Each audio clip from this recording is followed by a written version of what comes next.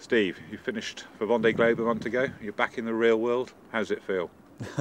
It feels like I've never been away, really. I've just gone straight back into life as normal and sleeping as normal and opening a very large stack of bills and ploughing slowly through a pile of emails, just like I've never been away, really. You finished in 8th place and 4th Brit. How far was that beyond your expectations? Oh, quite a long way, at least 10 places I'd have thought. I did expect some people to fall out and I hope that we wouldn't, but I didn't expect the attrition rate to be like it was. That was a bit of a shock. The last time we spoke was just 24 hours before the start, and you just got enough sponsorship to allow you to do the race, and the boat was still, unready really. What was that period like for you?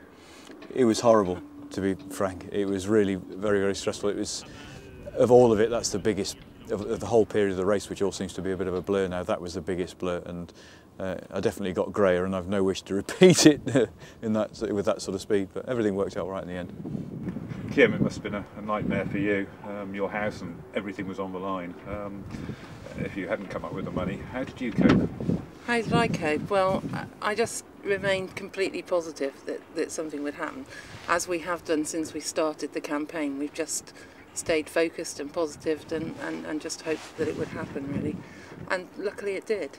But how were you able to keep the family together? It's not just you two, it's the kids, with all that pressure on you. Well, I guess the family's the family, so we're pretty much a unit anyway. So whether we had the house or not, we'd still be a family and we'd still be a unit. It wasn't very pleasant having everything on the line, I must admit, and hopefully the next, or the campaign we're doing now for 2012, hopefully that won't be the case and it won't be quite down to the wire like it was with this one. But it was a very, very uncomfortable situation and position to be in, yeah.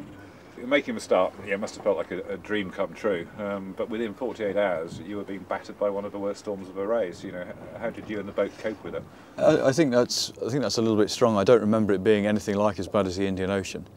The sea state was fairly unpleasant and it was a bit of a rude awakening, but it was a real shock how so many rigs came down in, relatively speaking, benign conditions. But this boat is built like a brick outhouse, luckily, and it's up to, it's not particularly fast, but it's very, very strong. If you look at the amount of structure that's in it, there's an awful lot of pillars and ring frames and stringers all over the place. The bottom of the boat's completely monolithic carbon, so it wasn't really a problem. So long as the rig stays up, you're okay, and luckily it did. And you went to sea a bit unprepared, but how quickly did you settle down into race mode? We had a chaos really with a generator pouring exhaust fumes and black water into the boat on when it got windy, and I had a fire because one of the emergency rudder pins fell into the battery box and arced between the positive terminal and the carbon of the box itself. There were various other things that are actually still dents in the interior where unsecured gear came adrift out of the boxes, and it was utter chaos. So I suppose really it was firefighting in the early stages, but I didn't sail slowly. Because of that, I was still flat out. So what was your priority? Get the boat round or race as hard as you could? It's got to be a mixture of both, particularly with a race at the length of the Vendee. I'd never had new rigging on the boat, for example, so throughout the whole of the Transat I raced as though the rig was going to come down at any minute, because it was a very high probability that would happen, which would have ruined us and would have stopped us qualifying for the Vendee. So it was good to be able to go out and push hard, but I haven't had a lot of experience of pushing the boat hard up until that point.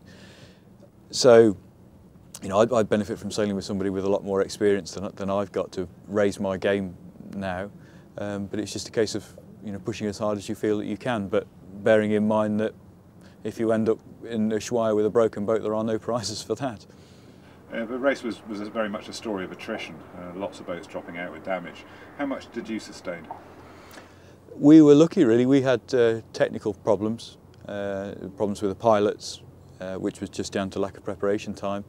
Problems with the generator, which were entirely due to the fact that the generator had run for half an hour before we set off. And everything else really stemmed from the hurried preparation. One or two issues with cheap gear, but there was no damage to the boat. I mean, we hit things. I hit 4 lumps of wood probably in the South Atlantic on the way up, and luckily we still had rudders, but other than that, nothing visible. Did the news of all the other boats that pulled out, was that making you nervous? I think the thing that made me stop and think most was when Jan got washed down the deck and broke his leg. That sort of makes you think a little bit, but really it's a case of feeling sorry for the people whose dreams are over. You know, poor old Mike. You know, one minute you're trundling along in first place and the next minute you've got no rig and there's nothing you've done wrong. It's just one of those things that, you know, your heart really goes out to them. Kim, how did you feel as you heard about all the other boats' problems? Well, I think the one that really got us most of everybody was Jan Elias and his problems. It was when he was down in the Southern Ocean, it was quite difficult to actually, you know, get the courage up and have a look at the screen and make sure you're still heading in the right direction. But luckily we had quite good communication between us both, so if anything was happening then Steve would phone me probably, you know, it's been up to sort of 8-10 times a day, just, you know, so at least we kept in contact and I knew what was really going on the boat, so it was okay really. Usually once or twice a day when I got excitable. Yeah, it'd be more.